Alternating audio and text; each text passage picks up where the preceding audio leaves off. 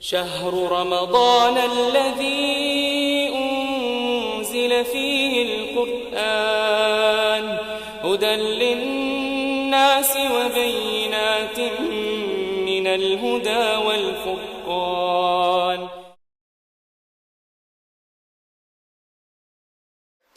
السلام علیکم ورحمۃ اللہ وبرکاتہ.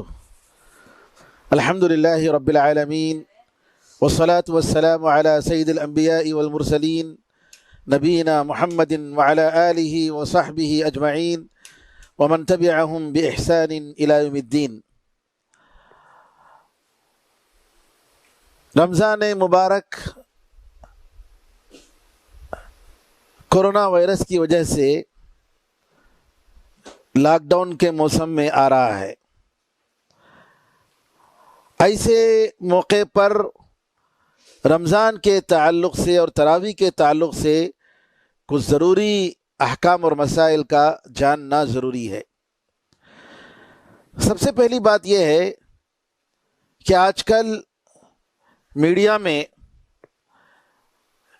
یہ مسئلہ اٹھایا جا رہا ہے کہ روزے کی وجہ سے آدمی کی امیونٹی پاور، قوت دفاع کمزور ہو سکتی ہے اور اس کی وجہ سے انسان کے جسم پر، اس کی صحت پر اثر پڑ سکتا ہے اور روزہ رکھنے سے ہو سکتا ہے کہ نعوذ باللہ اس وائرس کا حملہ روزے دار پر ہو جائے. اس کی وجہ سے بعض لوگ یہ غلط فہمی پھیلا رہے ہیں کہ روزہ نہیں رکھنا چاہیے، یا بعض لوگوں نے یہ کہا ہے کہ روزہ رکھنا خودکشی کرنے کے برابر ہے، اور یہ کہا گیا کہ اس مرض سے بچنے کے لیے آدمی کو اپنے حلق کو بھگو کر رکھنے کی ضرورت ہے، اور اگر آدمی کا حلق سوکھا رہا اور اس کے منہ میں پانی نہیں رہا، تر نہیں رہا اس کا منہ اور اس کا حلق، تو اس کی وجہ سے کورونا وائرس نعوذ باللہ لگنے کا زیادہ اندیشہ ہے اور اس کی وجہ سے جان کا خطرہ ہے. تو اس سلسلے میں سب سے پہلی بات یہ ہے کہ یہ بات طبی لحاظ سے ہرگز یہ ثابت نہیں ہوئی ہے کہ حلق کے سوکھا رہنے سے یہ بیماری لگنے کا امکان زیادہ ہے. یہ بیماری لگ سکتی ہے اور اس کی وجہ سے جان کا خطرہ ہو سکتا ہے. یہ ہرگز طبی لحاظ سے ثابت نہیں ہے، بلکہ اب تک عالمی ادارہ جو صحت کا ادارہ ہے اس سے بھی یہ بات اب تک ثابت نہیں ہوئی ہے کہ حلق کے سوکھے رہنے سے، حلق کا تر نہ رہنے سے آدمی اس بیماری پہ مبتلا ہونے کا خطرہ ہے. ہرگز اس کا ثبوت نہیں ہوا ہے. لہذا جب تک یہ ثابت نہ ہو جائے اس وقت تک روزہ رکھنے میں کوئی حرج نہیں، بلکہ ان تمام شیطانی وسواس اور خطرات کی وجہ سے و غلط وسوسوں کی وجہ سے انسان رمضان کے فرض روزوں کو نہ چھوڑے. ہاں، اگر کوئی شخص واقعی بیمار ہے اور ڈاکٹر اس کو وصیت کرتا ہے، اس کو تاکید کرتا ہے کہ وہ صحت کا خیال رکھے اور اس کے زبان کو، اس کے حلق کو تر رکھے، اور روزہ رکھنا اس کے لیے نقصان دہ ہے، روزے کی وجہ سے اس کی بیماری میں اضافہ ہو سکتا ہے یا بیماری لگ سکتی ہے یا اس کی جان کا خطرہ ہے، اگر کوئی امانت دار، دیندار ڈاکٹر اگر کوئی ایسا مشورہ دے رہا ہے تو بے شک ایسے آدمی کو یا ایسے مریض کو ضروری ہے کہ وہ ڈاکٹر کے قول پر عمل کرے اور روزہ نہ رکھے تاکہ اس کی صحت متاثر نہ ہو جائے، بلکہ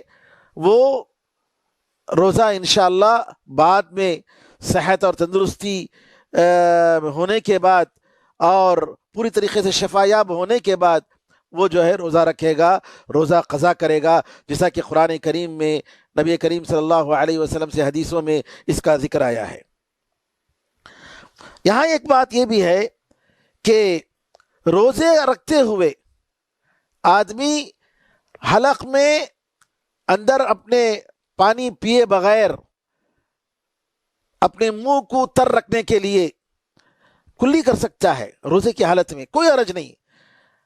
ہم وضو کی حالت میں کلی کرتے ہیں اور منہ میں پانی ڈالتے ہیں، لیکن ایک کلی جو ہے اس میں مبالغہ نہ ہو کہ پانی جانے کا خطرہ نہ پیدا ہو جائے، نہیں، ایسا نہیں، جیسا کہ حدیثوں میں آیا ہے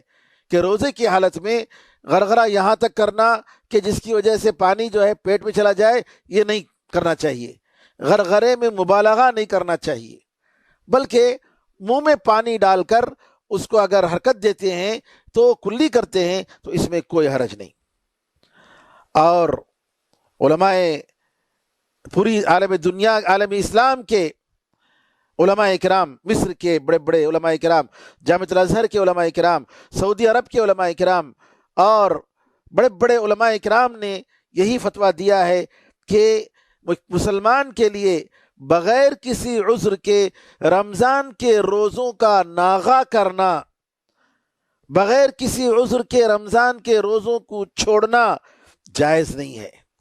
کیونکہ طبی لحاظ سے ہرگز اس کا ثبوت نہیں ہے کہ روزے کی وجہ سے انسان کا امیونٹی پاور، اس کا قوت دفاع کمزور پڑ جاتا ہے۔ اب تک جو ہے سائنس کے طبی لحاظ سے اس کا کوئی ثبوت نہیں ہے، بلکہ ڈاکٹروں نے کہا ہے کہ روزے کی وجہ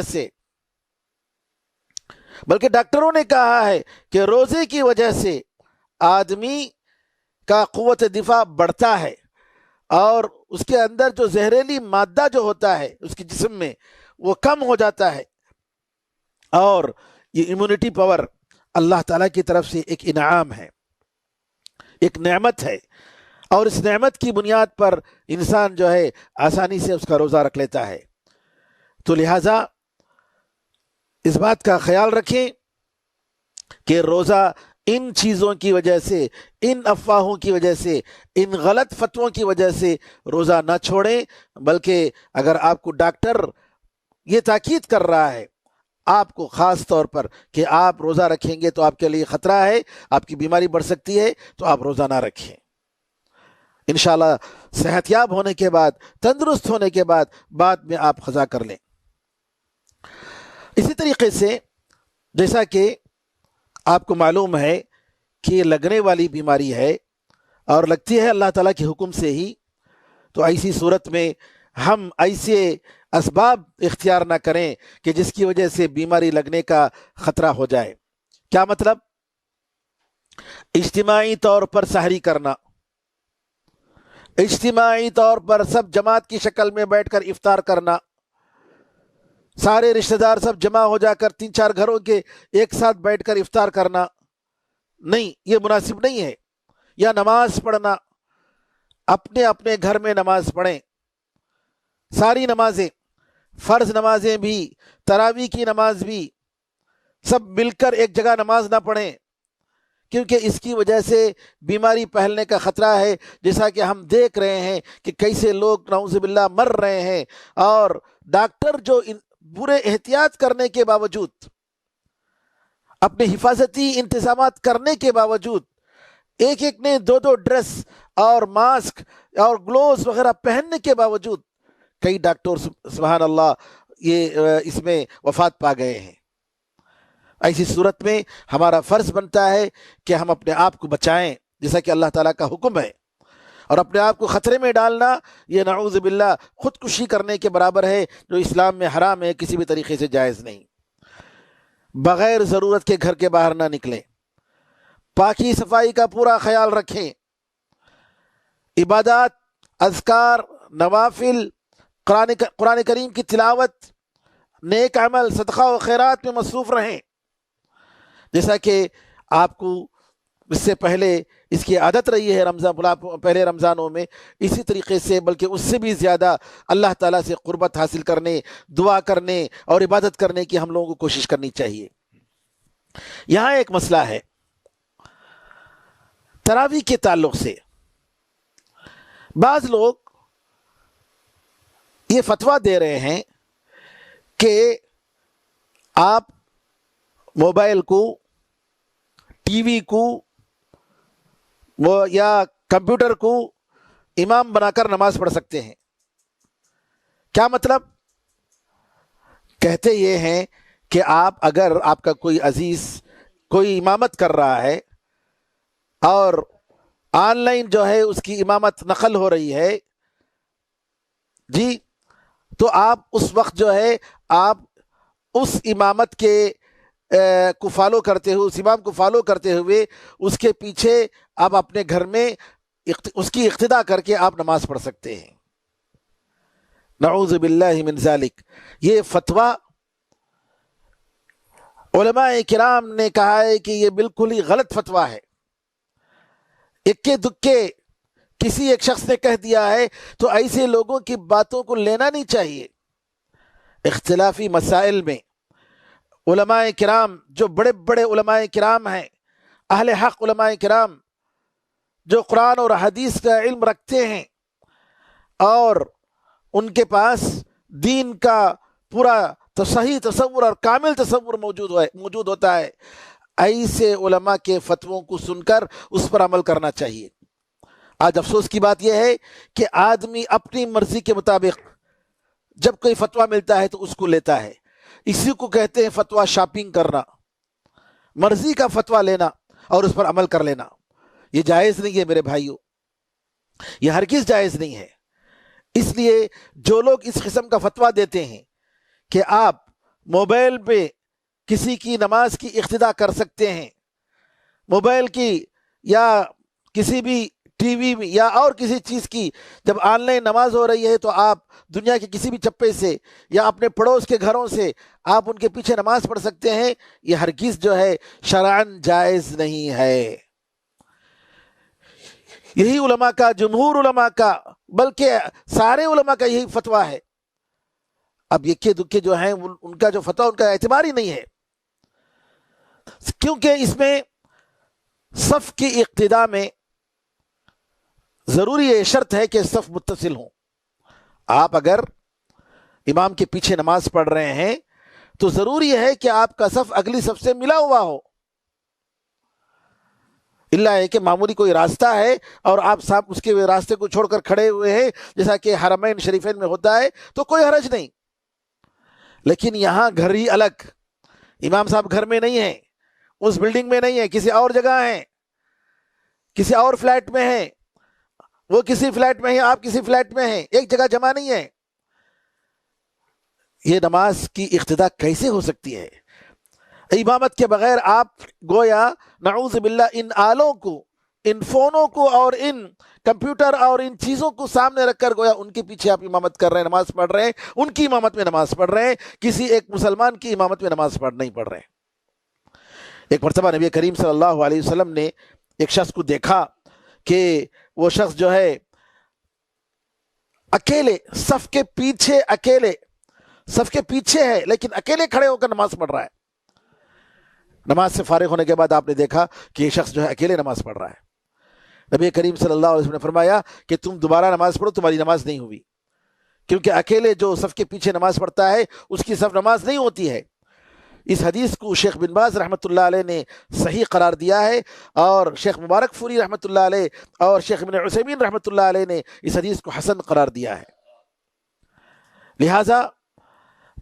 تنہائی میں یا الگ سے جماعت کر کے دور سب سے کٹ کر آن لائن کسی کی اقتداء کرنا، کسی کے پیچھے مقتدی بن کر نماز پڑھنا، ایسی نماز ہوتی نہیں ہے، کیونکہ عبادات جیسے بھی ہیں یہ سب اللہ کی طرف سے ہیں، توقیفی ہیں۔ توقیفی کا مطلب یعنی اللہ نے جیسے بتایا ہے، نبی کریم صلی اللہ علیہ وسلم نے جیسے بتایا ہے، اسی طریقے سے ان نمازوں کو ادا کرنا چاہیے۔ ہم اپنے طور پر اپنی مرضی سے نماز کی شکل و صورت کو ہم بدل نہیں سکتے، امامت اور اقتداء کی شکل و صورت کو بدل نہیں سکتے۔ قرآن میں اللہ تعالیٰ فرماتا ہے ام لہم شرکاء شرعوا لہم من الدین ما لم یأذن بہ اللہ، کیا ان کے شریک ہیں؟ ایسے شریک یعنی انہوں نے جو بنا لیا ہے شریک اللہ تعالیٰ کے ساتھ، کیا ان کے ایسے کوئی شریک ہیں جنہوں نے دین میں ایسی چیزیں بنا لی جن کو اللہ نے اجازت نہیں دی؟ یعنی اللہ تعالیٰ کی اجازت کے بغیر، نبی کریم صلی اللہ علیہ وسلم کے طریقے کے بغیر اگر کوئی نیا طریقہ اپنایا جا رہا ہے تو یہ طریقہ اسلام میں مردود ہے۔ حدیث میں آتا ہے، نبی کریم صلی اللہ علیہ وسلم فرماتے ہیں کہ ہر کام جو ہماری سنت کے مطابق نہ ہو وہ کام اس پر مردود ہے، اس کرنے والے پر مردود ہے، وہ ریجیکٹڈ ہے، اللہ تعالیٰ اس کو قبول نہیں کرے گا۔ تو لہٰذا نبی کریم صلی اللہ علیہ وسلم کی سنت کبھی یہ نہیں تھی، اور نہ صحابہ سے، تابعین سے، سلف صالحین سے، ائمہ کرام رحمۃ اللہ علیہ مجمعین سے ایسی چیزیں آئی ہیں، اس کی کوئی مثال ملتی ہے؟ لہذا اپنے اپنے گھر میں اپنے امام کو بنا کر وہاں جو ہے آپ مقتدی اقتداء کر کے نماز پڑھ سکتے ہیں، آپ آن لائن جو ہے اقتداء کر کے آپ نماز نہیں پڑھ سکتے۔ علامہ ابن قیم رحمۃ اللہ علیہ فرماتے ہیں کہ اگر کوئی شخص، جب نبی کریم صلی اللہ علیہ وسلم کی یہ بات کہ صف کے پیچھے ایک آدمی کھڑا ہوا ہے تو اس کی نماز نہیں ہوگی، تو جو آدمی نہ صف کے ساتھ ہے نہ جماعت کے ساتھ ہے اس کی نماز کیسے قبول ہوگی؟ اگر وہ کسی اور جماعت کی جو وہاں پر موجود نہیں ہے اس کی اقتداء کر رہا ہو، اور اگر ہم اس کو جائز قرار دیں گے تو نعوذ باللہ اس کا مطلب یہ ہوا کہ اپنے گھر میں بیٹھ کر ہم مسجد کی اقتداء کریں۔ ہم مسجد کی کہاں ہے اقتداء کر رہے ہیں، مسجد سے کہہ رہے ہیں کہ آن لائن بھیج دو تمہاری نماز کو، اور ہم جو ہے یہاں اپنے گھر میں نماز پڑھ لیں گے۔ تو مسجد بنانے کا فائدہ کیا ہے؟ نعوذ باللہ من ذالک، جبکہ اللہ تعالیٰ نے مسجد بنانے کا حکم دیا۔ تو یہاں کہنے کا مطلب یہ ہوا کہ یہ جو نماز کے بارے میں جو باتیں بتائی گئی ہیں جماعت تراویح کے تعلق سے کہ آن لائن امامت کر سکتے ہیں اور آن لائن امام کی اقتداء کر سکتے ہیں، یہ بالکل ہی غلط بات ہے، کسی بھی طریقے سے جائز نہیں۔ تراویح کے تعلق سے اور کچھ مسائل۔ تراویح کی نماز کے لیے یہ ضروری نہیں ہے کہ اس میں قرآن کو ختم کیا جائے۔ بعض لوگ کیا سمجھتے ہیں کہ پورا قرآن اس میں ختم ہونا چاہیے، یہ کوئی شرط نہیں ہے۔ قرآن اگر پورا پڑھتے ہیں تو ٹھیک ہے، اچھی بات ہے، نہیں پڑھتے ہیں تو بھی کوئی حرج نہیں۔ اگر آپ کو قرآن یاد نہیں ہے، چھوٹی چھوٹی صورتیں یاد ہیں، لمبی نماز پڑھنا چاہتے ہیں، آپ ان صورتوں کو بار بار دہرا سکتے ہیں۔ مثال کے طور پر سورہ اخلاص قل واللہ احد بار بار پڑھے، 4 بار پڑھے، 5 بار پڑھے، 10 بار پڑھے ایک رکعت میں، اور پھر اس کے بعد رکوع کو جائیں، الحمدللہ، بالکل ٹھیک ہے۔ نبی کریم صلی اللہ علیہ وسلم کے پاس ایک بدو صحابی آئے، انہوں نے کہا اللہ کے رسول آپ جتنے اچھے انداز سے پڑھتے ہیں اور معاذ بن جبل جتنے اچھے انداز سے پڑھتے ہیں ویسا سب پڑھنا ہمیں نہیں آتا۔ نبی کریم صلی اللہ علیہ وسلم نے پوچھا تمہیں کیا آتا ہے؟ کہا سبحان اللہ، الحمدللہ، استغفر اللہ، اللہ اکبر، یہ آتا ہے۔ کہا یہی پڑھو بس کافی ہے، ہم بھی اسی کے اطراف جو ہے گھومتے ہیں، ہم بھی اسی طریقے سے پڑھ رہے ہیں، تمہیں جتنا یہ پڑھ سکتے ہو تم اتنا پڑھو، کوئی حرج نہیں۔ اور قرآن میں اللہ تعالیٰ فرماتا ہے کہ جو ہے فَقْرَؤُوا مَا تَيَسَّرَ مِنْ، جو تمہیں آسان ہے اس میں سے پڑھو۔ تو لہٰذا سلف صالحین کے بارے میں آتا ہے کبھی کبھی ایک آیت بار بار اس میں غور و فکر کر کے اسی آیت کو دہراتے تھے، اس کے معنی میں غور کرتے تھے، پوری رات ایک ہی آیت پڑھ کے ختم کرتے تھے اپنی نماز، سبحان اللہ۔ اور تراویح کے تعلق سے کہ اگر کوئی گھر میں چھوٹا بچہ ہے لیکن اس کو قرآن کریم اچھا یاد ہے، اس نے زیادہ یاد کیا ہوا ہے، تو ایسے شخص کو امام بنا کر بھی نماز پڑھ سکتے ہیں، کوئی حرج نہیں۔ نبی کریم صلی اللہ علیہ وسلم کے زمانے میں عمرو بن سلمہ ایک صحابی تھے جن کی عمر 6 یا 7 سال کی عمر تھی، لیکن اس بستی میں وہ قرآن کریم کو سب سے زیادہ یاد کرنے والے تھے۔ نبی کریم صلی اللہ علیہ وسلم نے ان کو امام بنایا اور ان کے پیچھے فرض نماز لوگ ادا کرتے تھے، حتیٰ کہ وہ بچہ ایسا تھا کہ اس کے سطر جو ہے اس کا چھپتا نہیں تھا برابر، کپڑا اس کا پھٹا ہوا تھا پیچھے سے۔ ایک عورت نے کہا بھائی ارے امام صاحب کے سطر تو چھپاؤ نا، یہ صحیح بخاری میں یہ روایت آئی ہے۔ یعنی اتنا چھوٹا بچہ تھا، اس کو معلوم بھی نہیں تھا، اتنا شعور بھی نہیں تھا۔ تو اگر تراویح کی نماز کے لیے آپ کے گھروں میں بچہ ہے، چھوٹا بچہ، اور وہ امامت کر سکتا ہے تو بالکل آپ کر سکتے ہیں، کوئی حرج نہیں ہے۔ اور اگر اسی طریقے سے قرآن کو ہاتھ میں رکھ کر قرآن دیکھ کر تراویح کی نماز پڑھ سکتے ہیں۔ عائشہ رضی اللہ تعالیٰ عنہ کے بارے میں آتا ہے کہ رات کی نمازیں، تہجد کی نماز لمبی لمبی پڑھتے تھے، اور ان کا غلام ایک تھا اور اس کے غلام کو قرآن دیکھ کر پڑھنے کے لیے کہتے تھے، اور عائشہ رضی اللہ تعالیٰ عنہ اس کی اقتداء میں اس کے پیچھے نماز پڑھتے تھے۔ تو اگر آپ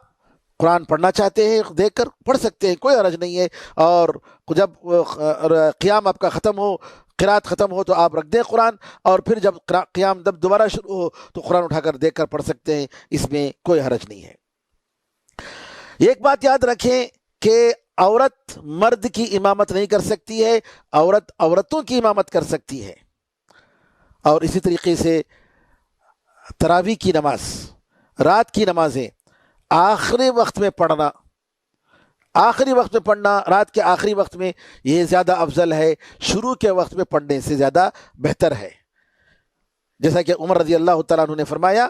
کہ یہ لوگ جو پڑھ رہے ہیں اس سے زیادہ بہتر وقت یہ ہے کہ یہ آخری، جس میں سو رہے ہیں آخری وقت میں، اس وقت میں پڑھنا زیادہ بہتر ہے، کیونکہ حدیث میں آتا ہے کہ نبی کریم صلی اللہ علیہ وسلم سے پوچھا گیا کس وقت ہماری دعا قبول ہو سکتی ہے،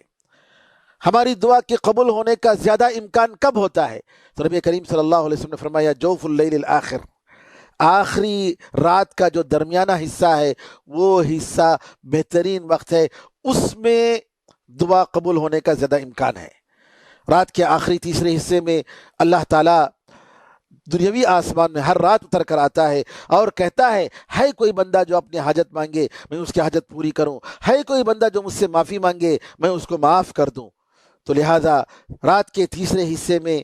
نماز پڑھنا، یہ پہلے حصے میں نماز پڑھنے سے اس میں کوئی شک نہیں کہ زیادہ افضل اور زیادہ ثواب کا باعث ہے۔ اللہ تعالیٰ سے دعا ہے کہ اللہ تعالیٰ ہم سب کو اس ماہ مبارک میں اللہ تعالیٰ کی زیادہ سے زیادہ عبادت کرنے کی توفیق عطا فرمائے۔ ربنا اعنا على ذکرک و شکرک و حسن عبادتک۔ اے اللہ، اس دنیا سے اس مصیبت کو، اس وبا کو، اس بلا کو اے اللہ تو پاک کر دے۔ اے اللہ جلد از جلد سارے لوگوں کو، سارے انسانوں کو امن و امان اور عافیت عطا فرما، اس بیماری سے نجات عطا فرما۔ اے اللہ تو اپنے فضل و کرم سے ہمارے گناہوں کو معاف فرما۔ اے اللہ تو اپنے فضل و کرم سے اس ماہ مبارک کی رحمتیں اور برکتیں عطا فرما، شب قدر میں قیام کرنے والا ہمیں بنا دے۔ اے اللہ ہماری ساری عبادتوں کو قبول فرما، ہماری دعاؤں کو قبول فرما۔ اے اللہ ہم سب کو تیرا نیک بندہ بنا دے۔ اے اللہ ہمارے سارے بزرگ جو اس دنیا سے رخصت ہو چکے ہیں، اے اللہ ان بزرگوں کو اپنے فضل و کرم سے تو ان کو معاف کر دے، ان کی قبروں کو جنت کا ٹکڑا بنا دے، ہمارے بیماروں کو شفا اور تندرستی عطا فرما، صحت عطا فرما۔ آمین یا ارحم الراحمین، والحمد للہ رب العالمین، وصلی اللہ وسلم علی نبینا محمد وعلی آلہ وصحبہ اجمعین، والسلام علیکم ورحمۃ اللہ وبرکاتہ۔ سبحانک اللہم وبحمدک، اشہد ان لا الہ الا انت، استغفرک واتوب الیک۔